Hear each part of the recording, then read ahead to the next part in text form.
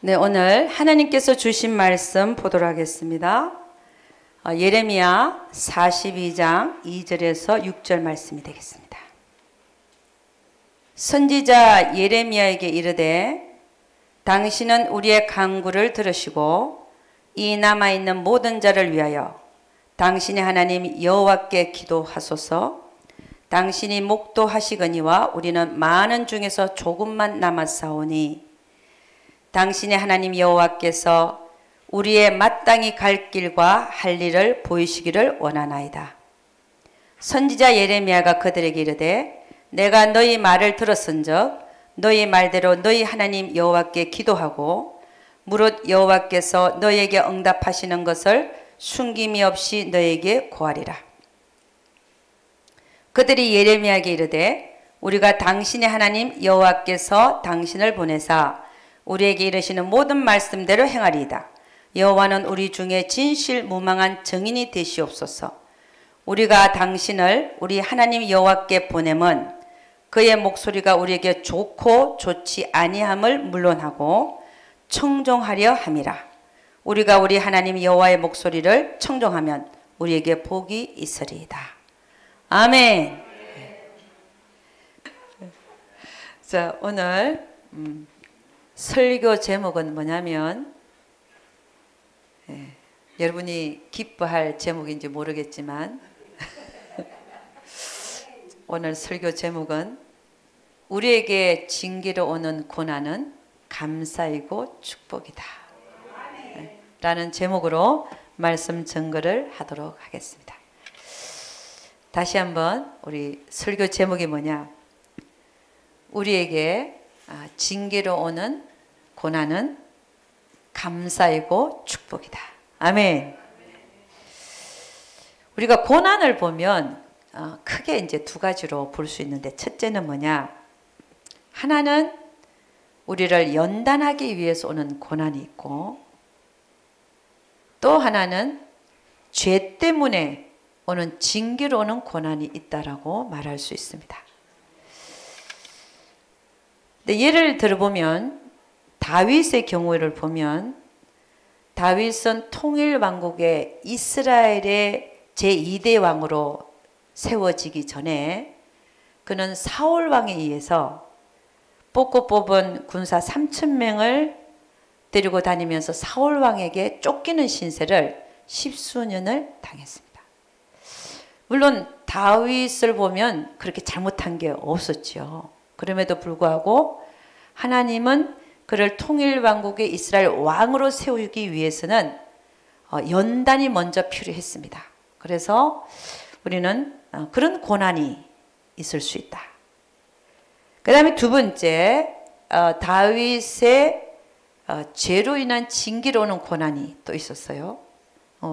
말하기도 좀 부끄러운 얘기지만 밧세바를 강간하고 또 그 남편 우리야를 청부살인하듯이 전장에서 맨 앞에 나가게 해서 죽이게 했습니다. 죽음을 당하게 했죠. 그것으로 인하여 하나님께서는 그 죄로 인하여 하나님은 징계의 손길을 보내시는데, 그것은 너의 그 가족에게 칼이 떠나지 아니할 것이다. 그래서 어떤 일이 생겼냐면은 암논이 다말을 강간하고 또 다말의 그 오빠 압살롬이 암논을 죽이고, 암논은 다윗의 첫째 아들이죠. 압살롬은 셋째 아들이고, 또 이 압살롬이 아버지를 반역해서 그 왕자리를 뺏으려고 반역하죠.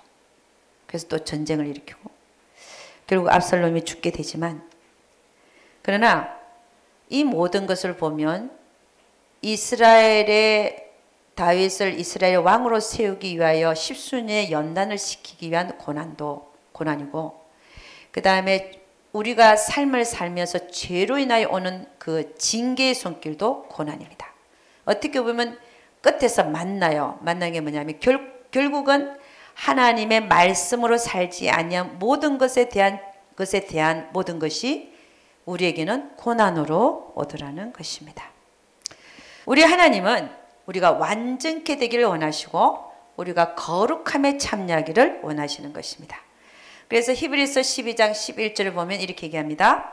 무릇 징계가 당시에는 즐거워 보이지 않고 슬퍼 보이나 후에 그로 말미암아 연달한 자에게는 의의 평강한 열매를 맺나니. 할렐루야. 네. 오늘 예레미야 42장 2절에서 6절을 읽었어요. 내용이 뭐냐면 이런 내용입니다. 2절에 보니까 이제 남아있는 자들이란 말이 나와요. 이 남아있는 자들이 누구냐? 이제 남유다가 망했어요. 하도 예레미야를 보내가지고 남유다에게 너희들은 다른 신을 섬기지 말고 여호와께 돌아와라. 그거를 누굴 통해서 외치게 했냐면 예레미야를 통해서. 어릴 때부터 예레미야에게 소명을 줘갖고 너는 가서 내가 네 입에 넣어주는 말을 다 전해라. 그게 뭐냐면 남유다의 마지막 선지자가 예레미야인데 23년을 똑같은 걸 외쳤어요. 참 저는 생각하면 이 선지자들이 때로는 다른 거에 또 예언하고 또 막 이렇게 하지만 이 예레미야는 어떻게 된 거인지 23년간 남유다에게 거의 동일한 예언을 23년간을 외쳤음에도 불구하고 그들은 한 귀로 듣고 한 귀로 흘려버렸어요. 그랬더니 결국 하나님 뭐예요? 북방에 있는 바벨론이라는 나라 느부갓네살을 불러가지고 그들을 치게 합니다. 그게 1차 침공이 3차를 통하여 다 망해버렸는데 1차 침공이 예레미야가 그들을 향하여 예언한 지 23년 만에. 그 다음에 그래서 1차 포로로 끌려가게 되죠. 그때 끌려간 자가 누구냐면은 1차 포로로 끌려간 자가 다니엘, 그 다음에 사드락, 메삭, 아벳느고가 먼저 끌려갑니다. 그 다음에 2차 침공이 있고 3차 침공, 16년을 걸쳐서 1차, 2차, 3차를 침공합니다. 그래서 23년 플러스 16년 하면 얼마가 나옵니까? 39년이 나오죠. 정확하게 예레미야는 39년이 아니라 41년을 그들을 위해서 예언을 한 거예요. 항복하라. 바벨론에게 항복하라. 그럼 너희가 살리라. 안 들었죠. 처음에 여호와께 돌아와라. 안 듣고. 그 다음에 바벨론에게 항복해라. 그럼 너희가 살리라. 안 들었어요. 결국은 3차 때에 예루살렘이 다 불에 타고 황폐하게 돼버린 것입니다. 거기서 남아있는 자들 2절에 보니까 2절 한번 봅니다. 선지자 예레미야에게 이르되 당신은 우리의 간구를 들으시고 이 남아있는 모든 자 다 불타고 없어지고 1차, 2차, 3차 포로까지 다 끌려간 상태입니다. 그러나 정말 비리비리 별볼일 없는 사람들이 남아있었어요. 그 사람들이 지금 얘기하는 겁니다. 이 남아있는 모든 자를 위하여 당신의 하나님 여호와께 기도하소서.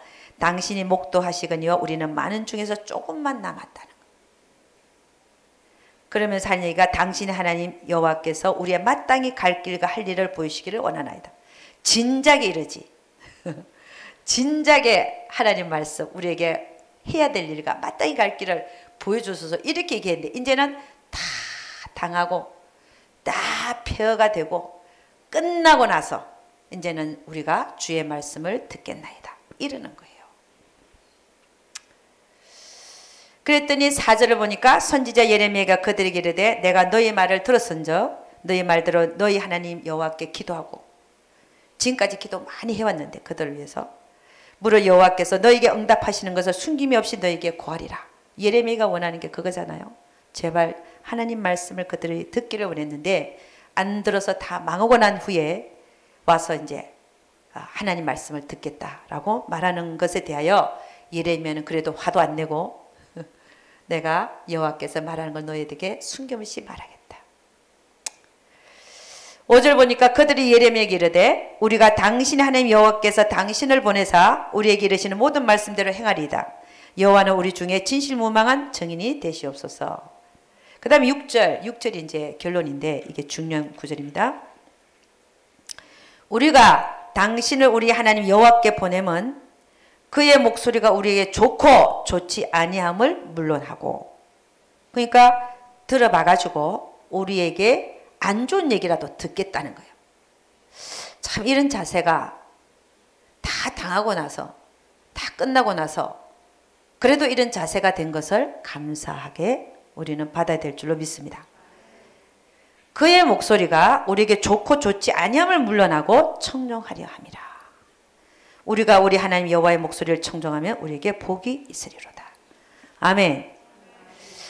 여러분, 우리는 하나님은 왜 우리에게 징계의 손길을 보내시나? 오늘 이 남유다를 보면은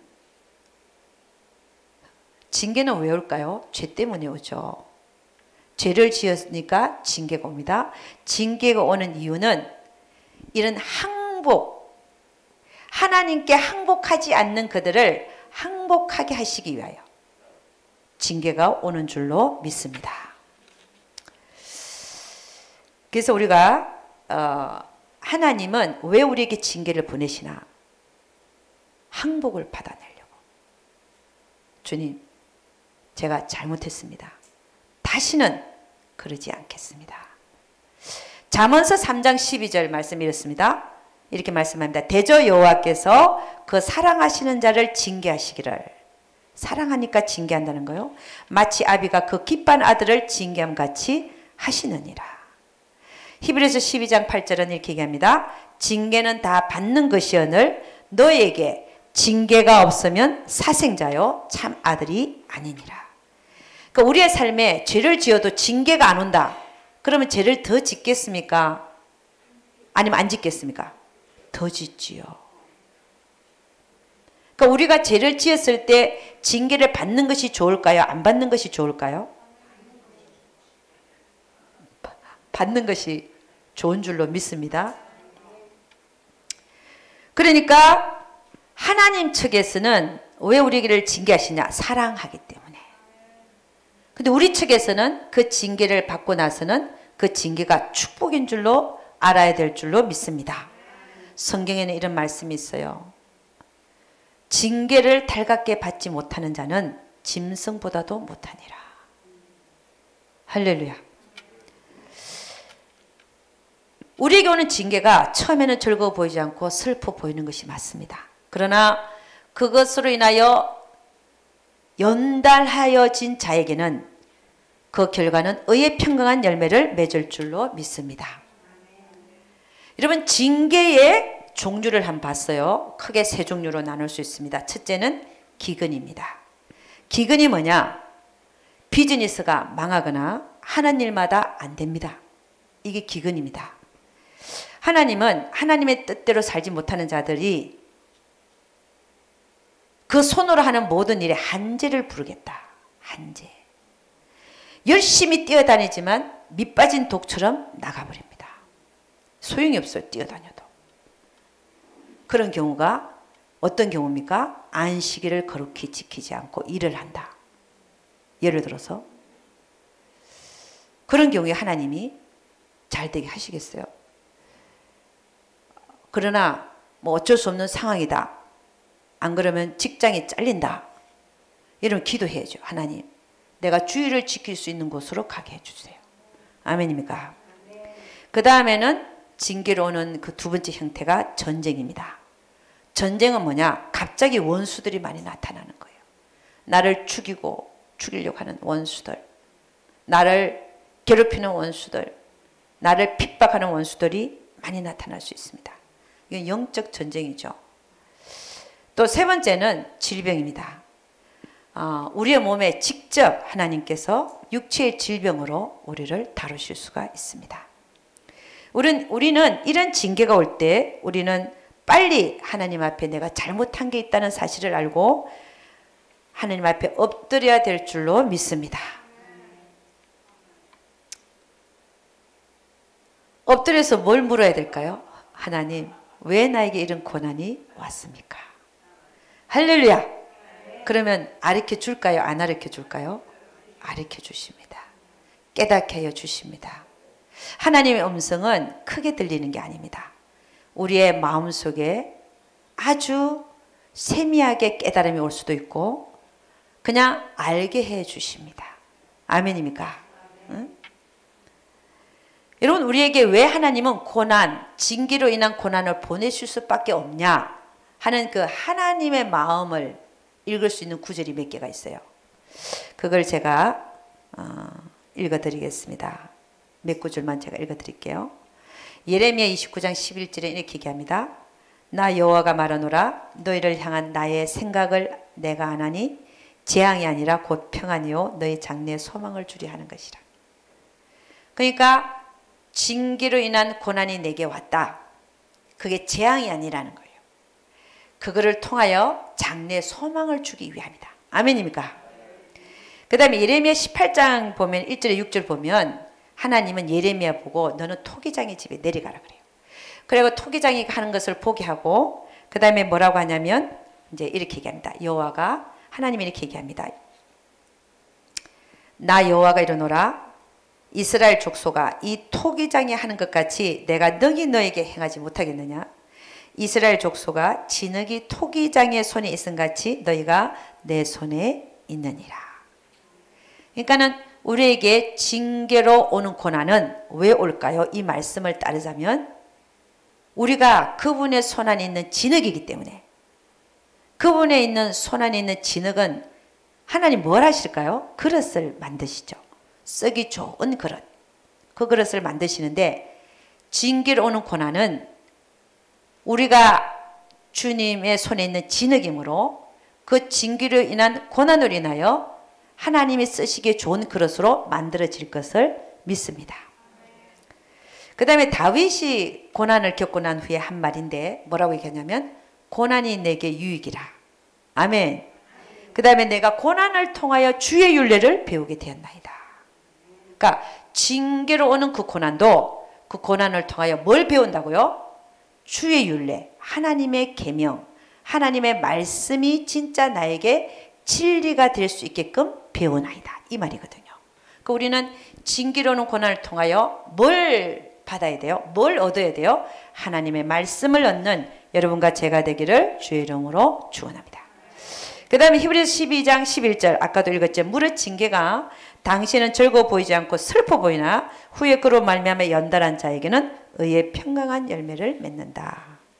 그러니까 징계로 인하여 징계가 나쁜 것이 아니라 징계 때문에 내가 앞에 있는 나의 삶이 바른 삶으로 가게 된다면 그건 축복인 줄로 믿습니다. 그래서 징계로 오는 고난은 하나님을 아버지로 둔 우리에게, 하나님을 믿는 자녀에게는 축복이고 감사인 줄로 믿습니다. 그래서 징계로 인한 고난이 왔을 때 우리는 어떻게 돼요? 하나님 앞에 앉아야 됩니다. 앉아서 왜 이 고난이 내게 왔는지, 왜 이런 징계가 내 삶에 오게 되었는지를 살펴야 되고 물어야 되는 줄로 믿습니다. 그러면서 하나님께 묻기를 주님 나의 무엇을 고치기를 원하시나이까? 무엇을 고치기 위해서 이러한 고난을 제게 보내셨습니까? 라고 물어야 될 줄로 믿습니다. 그러면 가르쳐 준다고요? 안 가르쳐 준다고요? 반드시 가르쳐 주십니다.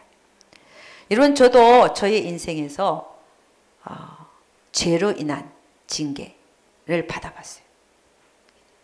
진짜 힘들더라고요. 제가 하나님에게 물어보고 행했으면 되는데 안 물어보고 행했어요.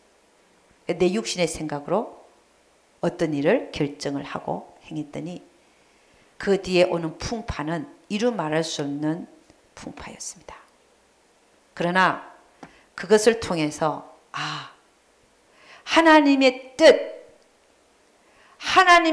뜻이 나에게 밝혀진다면 나는 내 목숨을 내놓고서라도 그 뜻을 따라야 되는구나를 알게 됐어요. 아멘입니까?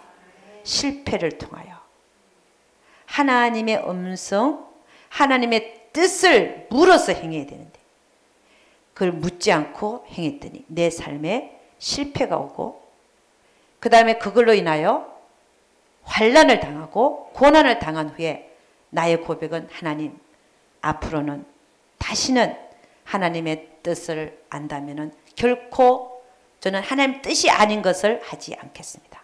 아멘입니까? 그래서 저에게는 참 그 고난이 징계로 인한 그 고난이 저에게는 정말로 큰 축복이고 감사였습니다.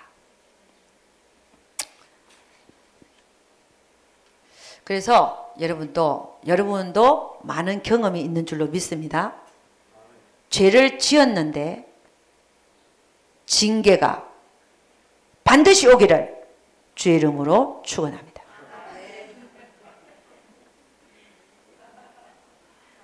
한 가지 일은요, 내가 하나 얘기하고 넘어가야 돼. 하나님이요, 제가 그때 한 15년, 20년 전 얘기인 것 같아요. 하나님께서는 제 통장을 비우는 훈련을 하셨어요. 고인물이다. 이래갖고. 고이면 썩는다. 이래가지고. 그러니까 들어오는 쪽쪽 비우는 훈련을 하셨어요. 근데 내 마음 한구석에는 그래도 비상금이 있어야 되지 않나. 그런 생각이 있었어요. 그래갖고 400불이 모였어요. 그걸 움켜쥐고 있는 거야. 하나님, 500불만큼이라도 내 비상금이 좀 필요합니다. 그러니까 400불이 있었어요. 통장에. 그걸 갖고 있었어요. 근데 하나님 한참 나를 비우는 훈련을 하시는 중이라. 너 보내. 아프리카에. 아니, 하나님, 이거는 제 비상금이에요. 지고 있었죠. 그랬더니 얼마 안 가서 차를 몰고 가는데 5마일 속도예요. 5마일 속도 사고 날 리가 없잖아요. 5마일 속도인데 가는데 갑자기 차가 씩 구부러지더니 옆에 서 있는 차를 쫙 긁어버렸어요. 아니, 자기 혼자 핸들이 꺾어져요. 그리고 옆에 서 있는 차를, 그러니까 파킹해 놓은 차야, 길에 쫙 긁었어요. 저 얼마나 놀랬겠어요. 그래갖고 나와갖고 보니까 그 차는 한 2년 정도 길가에 서 있는 차 같아. 2년 정도. 완전히 고물차. 그렇지만 주인이 있을 거 아니야. 그래갖고 불렀죠. 거기 바로 있으니까 주인 나오라고. 안 나와요. 그냥 빵빵해도 안 나오고. 어떻게? 그러면 내 전화번호를 적었어요. 적어갖고 앞에다가 딱 해놓고 이거 내가 긁었다. 전화하세요. 왜냐면 인슈런스 보험 처리하겠다. 딱 놓고 왔는데, 근데 내 차는 뭐가 다쳤냐? 제 차는요, 그때 토요타 터셀이었는데, 하여간 앞에 있는 뭐가 간이 삐끄덕 굽었어요. 그러면서. 그거 고치는데 400불 들어갔어요. 내가 그거 당하고 나서는요, 그게 왜 그랬을까요? 보니까, 아니, 차가 잘 나갔었는데 밤새 누가 빵꾸를 내놨어요. 차가 기울어진 거야. 그러니까 빵꾸 내게 하신 분이 누구예요? 하나님이지. 너 시키는 일 안 하니까 아예 너 잘 봐라. 너 이런 거야. 차라리 그걸 보내서 가난한 자, 필요한 자 쓰게 했으면 얼마나 좋았을까요? 그러니까 이런 징계가 와야 정신을 차리고 그 다음에는 한다 안 한다. 그 다음에는 딱 하라 그러면 한다 안 한다 하는 거예요. 그러니까 우리가 잘못하면 하나님이 징계하시는 게 맞다 안 맞다? 정말 맞는 거고, 그것이 우리를 사랑하시기 때문에. 사랑 안 하면 징계할 필요가 없죠. 남의 자식인데 왜 징계해요? 야, 잘한다 그래야지. 아이, 저는 내 자식이 아닌데 교육도 잘못 시켰나 보다. 잘한다 이래야지. 내 자식은 그러지 말아야지. 이럴 거 아니에요? 우리 남의 자식입니까? 하나님 친자식입니까? 우리 하나님 친자식이야. 그러니까 우리의 잘못을 하나님 그냥 넘길 수가 없는 거예요. 아멘. 네? 징계가 온 것을 감사함으로, 정말 감사함으로 받을 때 기적이 일어날 줄로 믿습니다. 여러분, 우리의 삶에 또 고난이 왜 오는가를 이스라엘 민족의 역사를 통하여 한번 살펴보기를 원해요. 거창하게 살펴보는 게 아니라 간단하게. 이스라엘 민족이 가나안에 들어갔어요. 들어갔는데 여호수아와 장로들이 살아있는 동안에는 그들이 하나님을 섬겼어요. 근데 여호수아와 장로가 죽고 나니까 이스라엘 민족이 다른 신을 섬긴 거야. 그랬더니 다른 신을 섬기니까 하나님 어떻게 해요? 다른 나라 민족이 팔아버리는 거예요. 팔아버리니까 고달프죠. 또 하나님께 부르짖습니다. 그러면은 사사를 세워갖고 또 그들을 구원해냅니다. 구원해내고 사사가 살아있는 동안에는 또 하나님을 섬겨요. 사사를 통해서. 또 사사가 죽고 나면 또 다른 신을 섬기고. 이런 사사 시대를 400년간을 보냅니다. 그때 사사가 12명에서 13명, 14명 정도 되는데, 그때 삼손이 또 사사 중에서도 6명의 대사사가 있었어요. 삼손이 끝으로 대사사에 속하고 죽게 되죠. 그러니까 400년간의 사사 시대를 지내게 됩니다. 마지막의 사사가 누구냐? 사무엘입니다. 사무엘이 마지막 사사 시대를 지내게 되는데 뭐라고 얘기하냐면 이제 사무엘이 늙어갔어요. 마지막의 사사예요. 늙어가니까 장로들이 찾아왔고 뭐라고 했냐면은 당신은 지금 늙고 이제 죽을 때가 됐다.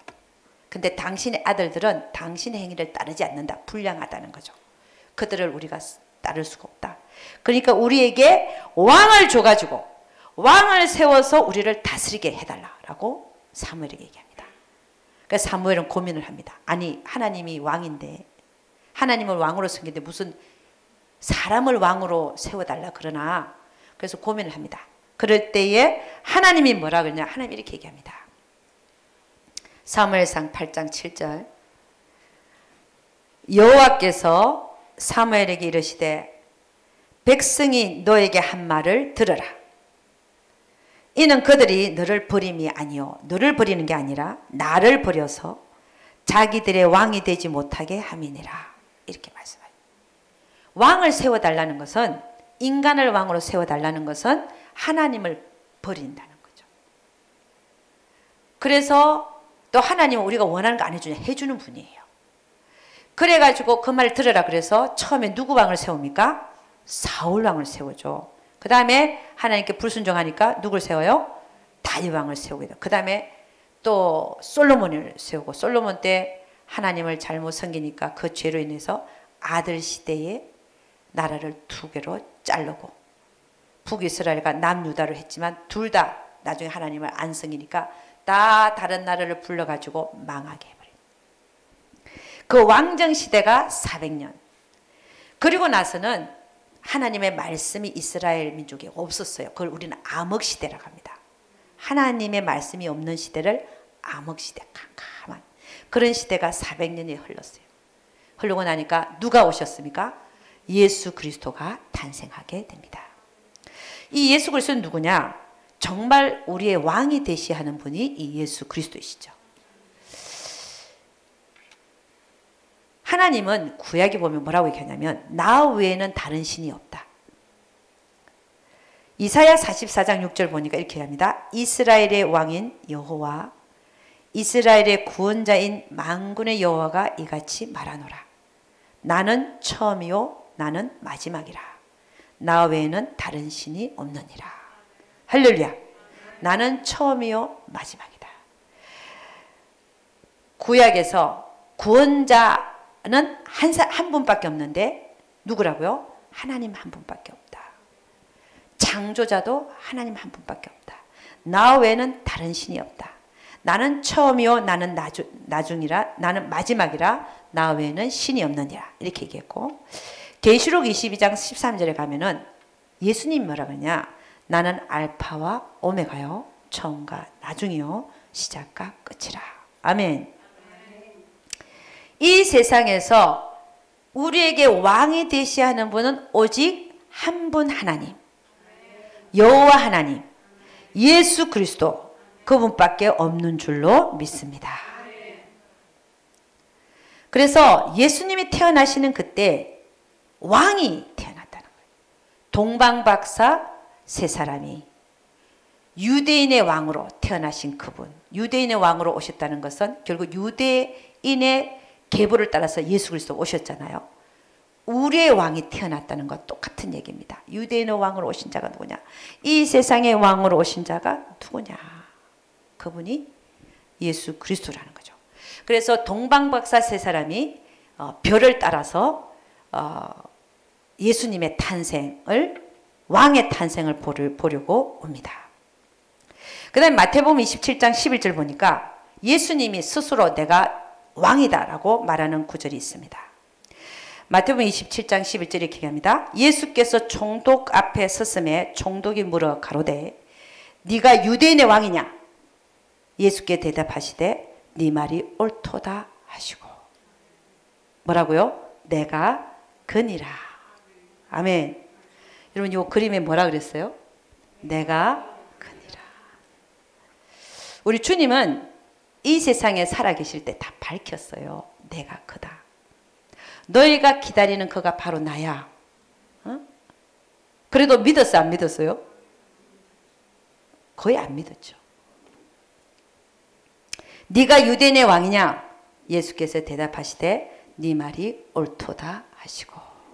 할렐루야. 그래서 예수님은 자신이 이 세상에 왕으로 오신 것을 선포했어요.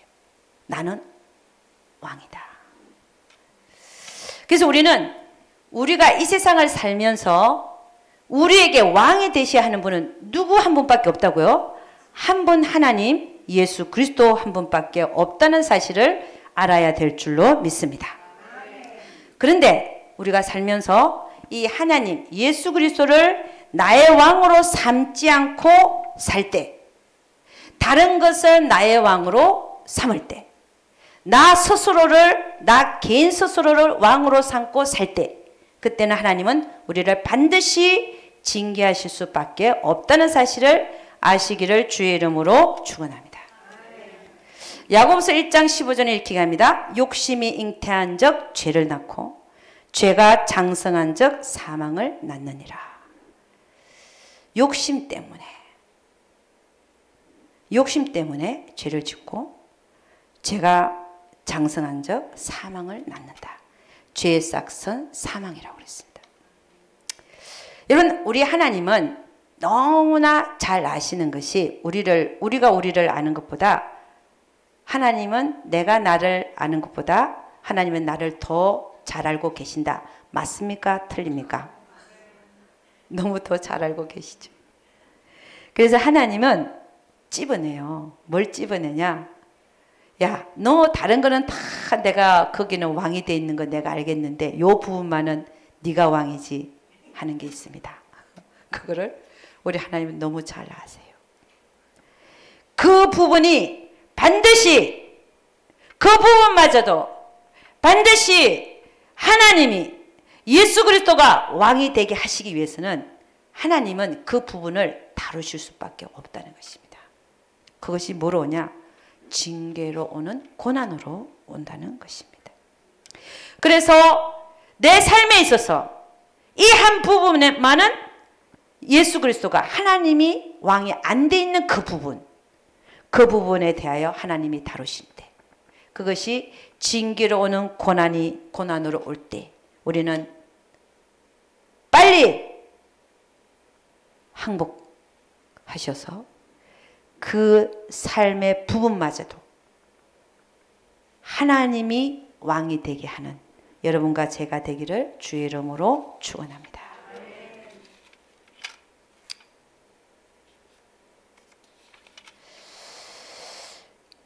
우리 왕이신 나의 하나님 한번 불러보죠. 왕이신 나의 하나님 한번 불러봅니다.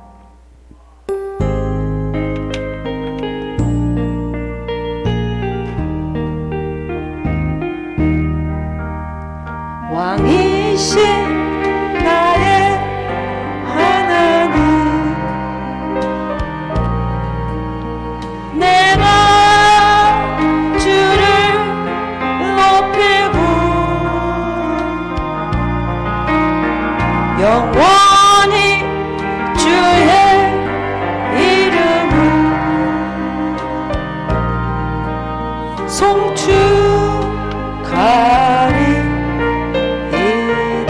나의 모든 영역의 왕이신 나의 하나님, 왕이신 나의 하나님, 내가 주를 높이고 영원히 주의 이름을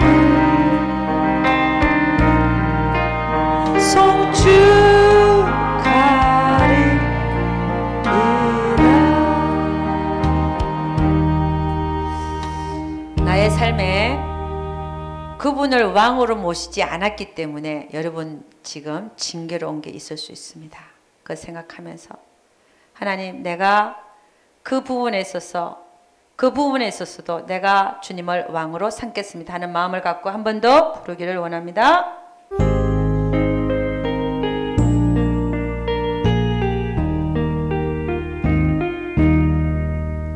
왕이신 나의 하나님,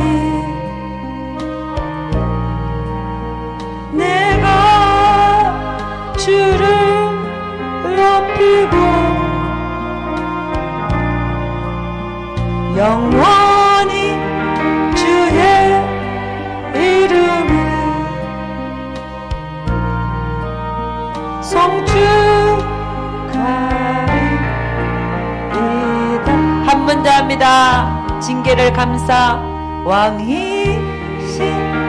나의 하나님, 내가 주를 높이고 영원히 주의 이름을 송축하리. 한 번 더 합니다. 결단하면서 왕이신 나의 하나님, 내가 주를 높이고 영원히 주의 이름을 송축하리. 한 번만 더 합니다. 왕이신 나의 하나님, 내가 주를 높이고 영원히 주의 이름을 송축하리이다. 아멘. 네, 할렐루야. 그래서 우리에게 오는 징계는 하나님의 손길이고, 우리를 다시는 그 죄로, 같은 동일한 죄를 짓지 않게 하기 위한, 우리 장래에 소망을 주기 위한 것이라는 사실을 깨달아 하시기를 주의 이름으로 축원합니다. 마지막으로 우리가 하나님의 뜻을 이루어드리기 위한 삶을 살기 위해서는 하나님의 뜻, 하나님의 마음이 가장 많이 나타나 있는 그것을 잘 해드리면 됩니다. 근데 하나님의 마음이 가장 많이 나타나 있는 것이 뭐냐? 제가 보니까 하나님의 명령이에요. 이렇게 하라, 하지 말라. 이것이 가장 하나님이 원하시는 것, 하나님이 가장 우리에게 원하시는 걸, 그 마음을 나타낸 것이 하나님의 명령이더라는 것입니다. 그 중에서도 가장 우리가 귀한 것은 뭐냐면 십계명이더라는 것입니다. 이 십계명을 잠깐 살펴보고 마치도록 하겠습니다. 제일 첫 번째가 뭐예요? 나 외에는 다른 신을 네 앞에 두지 말라. 두면 어떻게 했다는 거예요? 징계가 온다는 겁니다. 나 외에 다른 신을 네 앞에 두지 말라. 어떤 분은 자신이 신이에요. 네, 그러면 안 되죠, 그죠? 하나님을 섬긴다고 하면서도 자신을 섬기는 분들이 상당히 있어요. 네, 그럴 때 징계가 올 수 있습니다. 두 번째 계명이 뭡니까?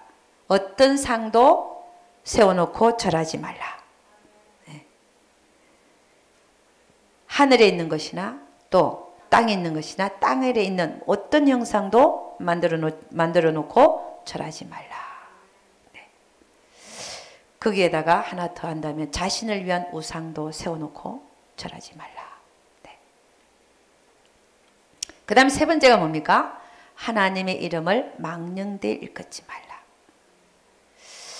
하나님의 자녀라고 하면서 거짓말하고 살고 사기치고 살고 과장하면서 팔고 하는 것은 나는 예수 믿는 자라고 다른 사람이 다 알고 있는데 그렇다면은 하나님의 이름을 망령되이 일컫는다고 볼 수 있습니다.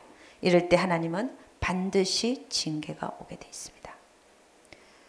그럴 때 빨리 돌이키시는 여러분과 제가 되기를 주님 축원합니다. 하나님은 사랑하는 자를 징계하십니다. 네 번째가 뭡니까? 안식일을 거룩히 지키라. 아까도 얘기했지만 안식을 거룩히 지킬 때 안 지키는 사람도 어떻다고요? 밑 빠진 독처럼 기근이 오고 손으로 하는 모든 일에 하나님의 한죄를 불러서 네가 옳은지 내가 옳은지 보겠다는 것이죠. 안식일을 거룩히 지키라. 하나님의 명령은 거룩한 것이기 때문에 지킬 때 복을 받는 줄로 믿습니다. 다섯 번째 계명이 뭐예요? 네 부모를 공경하라. 그리하면 네가 이 땅에 사는 날이 길리라.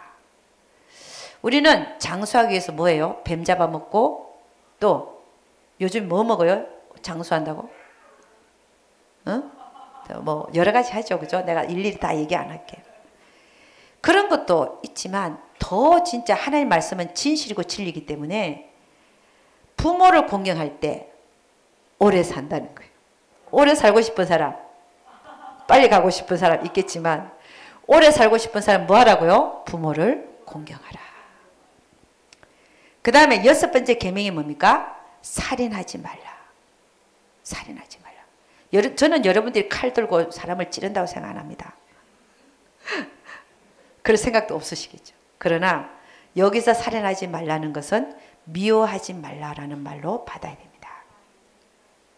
신약에서는 주님 뭐라 그러냐? 형제를 미워하는 것이 살인하는 거다. 꼭 칼을 들고 찌르는 게 살인하는 게 아니라 형제를 미워하는 것. 여러분 참 우리 하나님 말씀이 너무나 정확하기도 하지만 무서운 게 뭐냐면 성경이 뭐라고 얘기하고 있냐면요. 형제를 용서하지 못하면 그 안에 영생이 없느니라 이런 말이 있어요. 그 얘기 무슨 얘기예요? 형제를 용서하지 못하고 죽으면 지옥 갈 수도 있다는 말을 그렇게 표현한 겁니다. 형제를 미워하는 자에게는 영생이 없느니라. 그 속에 영생이 없느니라. 여러분 한마디 한마디가요 소름 끼치는 두렵고 떨리는 마음으로 하나님 말씀을 봐야 되는지 아십니까? 하나님의 한마디 한마디 말씀은 다 이루어지게 돼 있어요. 농담으로 여기더라. 농담으로 여기더라. 농담으로 여기면요 여러분이 화를 당합니다. 하나님의 말씀은 100% 진리고 안 이루어질 것이 하나도 없어요. 금방 말씀 들은 것처럼 형제를 미워하는 자에게는 영생이 그 속에 없느니라 이런 말씀도 농담으로 여기서 안 된다는 거예요. 왜냐? 실제로 지옥을 다녀본 사람들의 간증을 들으면 형제를 용서하지 못하고 원한 품고 죽은 자가 지옥에 와 있더라는 거예요. 어떤 목사님은 제가 얘기했죠. 그거 진짜 있었던 일인데 젊은 아프리카 목사님이에요. 젊은 목사님인데 사모님한테 뺨을 얻어맞았어요. 그러니까 사모님이 목사님 뺨을 쫙 올린 거야. 물론 부부 싸움이 있겠죠. 그렇지만 얼마나 존심이 상합니까? 자기는 목사인데. 그래서 그 분한 마음을 어쩔 수 없이 그러고서 차를 몰았던 것 같아요. 사고 나버렸어요. 적사해버렸어요. 그러니까 아내를 용서하지 못하고 죽은 거예요. 그 분한 마음으로. 그랬더니 자기가 분명히 그 영안실인가 꼬리표까지 달았는데 죽었다고 의사 사인까지 나오고 했는데 자기는 어디 가 있으냐? 지옥에 떨어져 있더래. 그래갖고 자기가 왜 지옥에 왔는지를 모르겠는데 주님이 나타나서 너는 아내를 용서하지 못하고 죽었기 때문에 여기 왔노라. 너는 내가 너를 살려줄 테니까 나가서 용서의 복음을 전해라. 그러고 살아났다는 거 아니에요. 그래가지고 먼저 누구한테 갔겠어요? 와이프한테 갔지. 여보, 아니 근데 와이프는 죽은 줄 알았는데 살아난 거예요. 얼마나 감사하겠어요. 미웠을 때는 한 자리 올렸겠지만 얼마나 감사해요. 그 둘이가 껴안고 그냥 울다가 진짜 용서의 복음을 전하러 다녔다는 거 아니에요. 이 말씀이 성경에 없느냐? 우리는 형제를 미워하는 자마다 그 속에 영생이 없느니라. 이 말을 잘 받으시기를 주의 이름으로 축원합니다. 그게 살인하는 거라는 거예요. 우리 주님이 얘기했잖아요. 그건 살인하는 거다. 그 다음 7번째가 뭐예요? 간음하지 말라. 간음하지 말라. 실질적으로 간음하는 분들이 있는 것 같아요. 응? 그 죄에서 빨리 벗어나야 될 줄로 믿습니다. 그런데 이 간음은 또 세상하고도 간음을 하더라고요. 세상. 우리는 하나님만을 사랑해야 되는데. 요한에서 2장 15절에 17절에 이렇게 얘기합니다.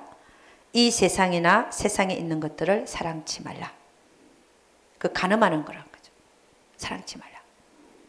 누구든지 세상을 사랑하면 아버지의 사랑이 그 속에 있지 아니하니. 이는 세상에 있는 모든 것이 육신의 정욕과 안목의 정욕과 이생의 자랑이니 다 아버지께로 쫓아온 것이 아니요 세상으로 쫓아온 것이라. 이 세상도 그 정욕도 지나가되 오직 하나님의 뜻을 행하는 이는 영원히 거하느니라. 저는 이 마지막 구절이 그렇게 좋아요. 뭐냐? 이 세상도 지나가고 그 정욕도 지나가되 오직 하나님의 뜻을 행하는 이는 영원히 거하느니라. 할렐루야. 우리가 이 땅에 살 때 세상과 세상 것들을 사랑해야 되겠습니까? 사랑하지 말아야 되겠습니까? 사랑하지 말고 뭘 해야 되겠습니까? 오직 하나님의 뜻을 행하다가 천국에서 하나님 큰 상 받는 여러분과 제가 되기를 주의 이름으로 축원합니다. 십계명의 8번째가 뭐예요? 도적질 하지 말라. 여러분, 도적질, 하나님의 것은 하나님의 것으로. 할렐루야. 하나님의 것이 뭐가 있습니까? 첫째는 예, 사실 우리가 가진 모든 게 하나님 건데 그 중에 10의 1조는 철저하게. 또 있어요. 11조와 헌물이라 이렇게 돼 있어. 11조가 너 이거 도적질한 게 있는데 그는 11조와 헌물이 이렇게 돼 있는데 11조는 우리가 수입에서 10분의 1. 그 다음에 헌물은 뭘까요? 하나님께 서약한 물질. 하나님 제가 이번 해에 성경금을 얼마를 보내겠습니다. 이게 하나님 이미 받았다는 거예요. 그건 하나님 거라는 거예요. 그래서 서약하는 거, 서약한 물질. 이거를 떼어먹으면 되겠습니까? 안 되겠습니까? 안 된다는 거예요. 그래서 도적질 하지 말라. 여기에는 하나님의 것은 하나님의 것으로. 할렐루야. 그 다음에 또 하나님이 아니라 남의 것을 도적질해도 되겠습니까? 안 되겠습니까? 남의 것을 도적질하는. 그냥 아예 대놓고 도적질하는 게 있어요. 뭐냐? 빌려갖고 안 갚는 겁니다. 빌려갖고 안 갚고 싹 닦아버리는.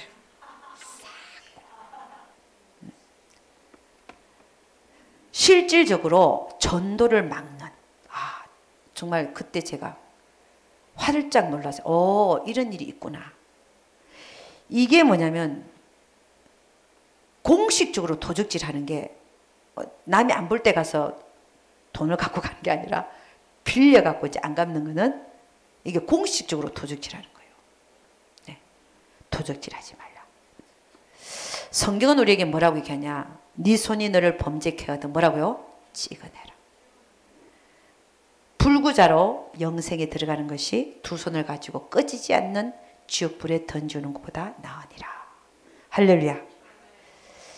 죄를 짓는 손, 죄를 짓는 발. 간음은 죄를 짓는 발이에요.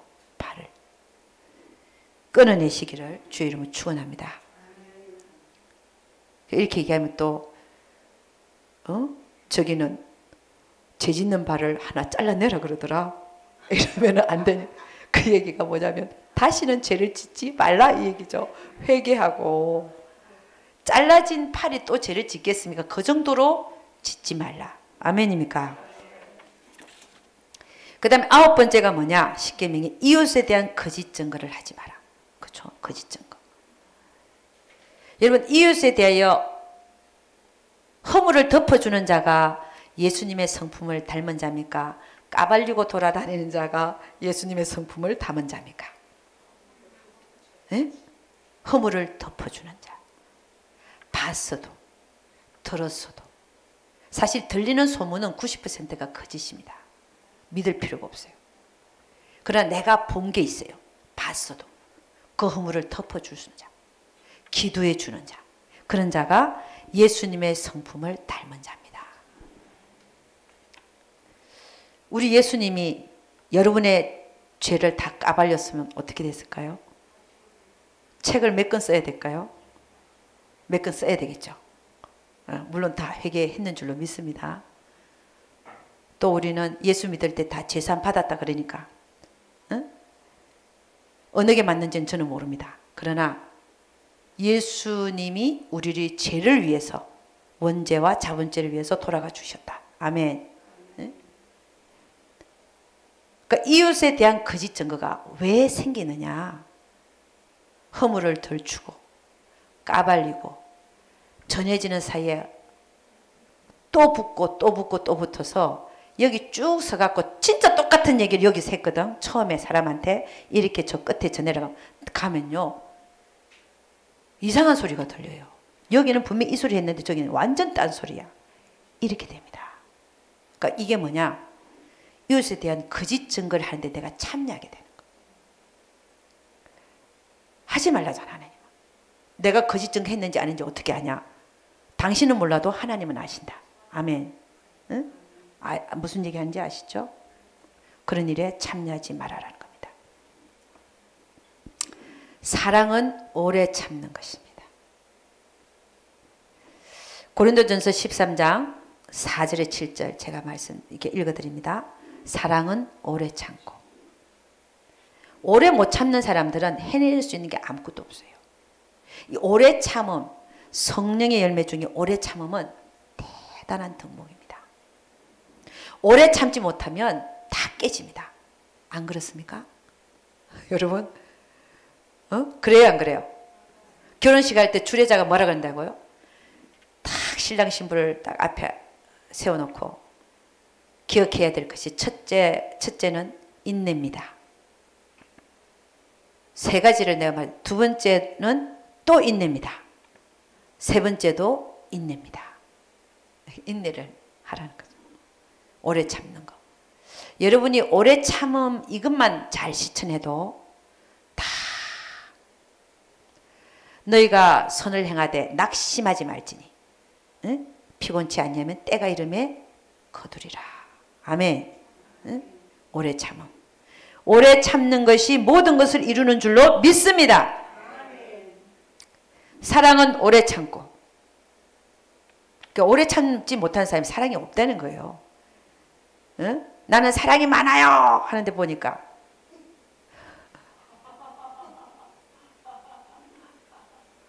사랑은 오래 참고 사랑은 온유하며 투기하는 자가 되지 아니하며 사랑은 자랑하지 아니하며 교만하지 아니하며 물에 행치 아니하며 자기의 유익을 굳지 아니하며 썩내지 아니하며 악한 것을 생각지 아니하며 불의를 기뻐하지 아니하며 진리와 함께 기뻐하고 모든 것을 참으며 모든 것을 믿으며 모든 것을 바라며 모든 것을 견디느니라. 아멘.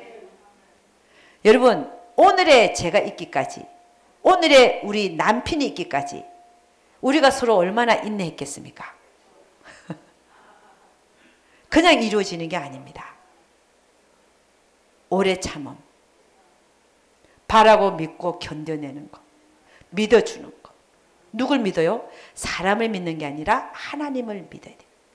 하나님이 하실 것을 하나님이 하실 것을 할렐루야. 하나님이 하실 것을 믿고 믿을 때 오래 참을 수 있습니다. 아멘입니까? 응? 사랑은 오래 참고 사랑은 모든 것을 참으며 모든 것을 믿으며 모든 것을 바라며 모든 것을 견디느니라. 그러한 자들이 되시기를 주의 이름 축원합니다. 남의 허물을 덜추고 돌아다니는 자가 아니라 남의 허물을 감추어주고 덮어주고 기도해주고 축복해주는 여러분과 제가 되기를 기도합니다. 마지막으로 십계명 10번째가 뭐예요? 남의 것을 탐내지 말라. 남의 이웃의 아내도 탐내지 말고 남의 물건도 탐내지 말라. 여러분, 우리가 잘 믿는다고 하는 것이 뭡니까? 잘 믿는 자들 보면요, 가난해도 감사, 나에게 주신 것으로 감사. 감사하지 못한 자는 남의 아내도 탐내겠죠. 자기 아내로 만족하고, 할렐루야, 자기 남편으로 만족하고, 자족할 줄 아는 자. 하나님이 나에게 가장 좋은 것을 지금 나에게 주시고 계신 것이야. 설마 나에게 돈 한 푼 없어도 하나님이 뜻이 있으시죠. 지금 나에게 가장 좋은 것은 바로 이것이야 라고 고백할 수 있는 자, 자족할 수 있는 자, 하나님이 주신 것에 정말 감사하고 만족할 수 있는 자가 정말 참신앙을 가진 자라고 말할 수 있다는 것입니다. 하나님이 나에게 주신 것으로 만족하시는 여러분과 제가 되기를 주의 이름으로 축원합니다. 욕심이 잉태한 적 죄를 낳고 죄가 장성한 적 사망을 낳느니라. 거기에 끌려들지 않기를 주의 이름으로 축원합니다. 한 율법사가 와서 예수님께 물어봤어요. 선생님, 율법 중에 어느 계명이 가장 큽니까? 예수께서 말씀하시기를 네 마음을 다하고 네 목숨을 다하고 네 뜻을 다하여 주 너의 하나님을 사랑하라 하셨으니 이것이 가장 크고 첫째 되는 계명이요. 둘째도 이와 같으니 네 이웃을 네 몸과 같이 사랑하라 하셨으니 이 두 계명이 온 율법과 선지자의 강령이니라. 여러분, 우리가 하나님의 마음을 알았다면, 하나님의 뜻을 알았다면, 이제는 그 하나님의 뜻과 그 마음에 좌로나 우로나 치우치지 않고 그 길을 잘 직진하여 걸어갈 수 있는 여러분과 제가 되기를 주의 이름으로 축원합니다. 때로는 본의 아니게 벗어날 때가 있을 것입니다. 그럴 때에 하나님의 징계의 손길이 올 수 있습니다. 그러나 그 징계의 손길마저도 우리를 향하신 하나님의 사랑이라는 사실을 깨닫고 끝까지 그분을 신뢰하면서 달려가시기를 주의 이름으로 축원합니다. 기도하겠습니다.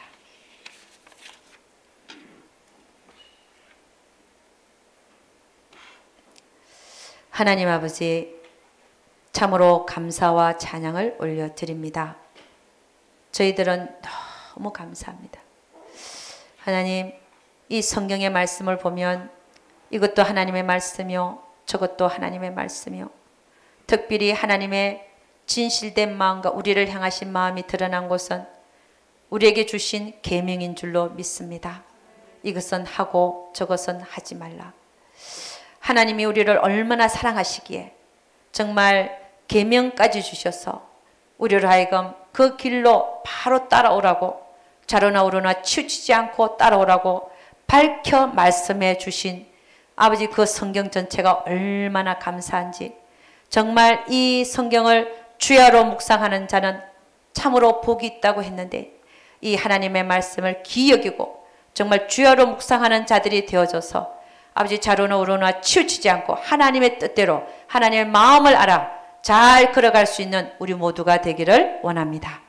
때로는 본의치 않게 하나님의 뜻을 아버지 하나님 외면하고 우리의 뜻대로 행했을 때, 우리의 마음대로 행했을 때 하나님의 징계의 손길이 반드시 오게 되어 있는 줄로 믿습니다. 그런 징계의 손길이 왔을 때 감사함으로 그것을 축복으로 받아서 정말 그 징계의 손길 앞에 다시는 동일한 종류의 죄를 짓지 않도록 장래에 아버지 하나님, 내가 고쳐져서 하나님의 뜻만을 행하는 나로 변해질 수 있는 계기로 삼는 귀한 아버지 하나님 기회로 삼을 수 있도록 우리 집 우리 모두를 축복하여 주시옵소서.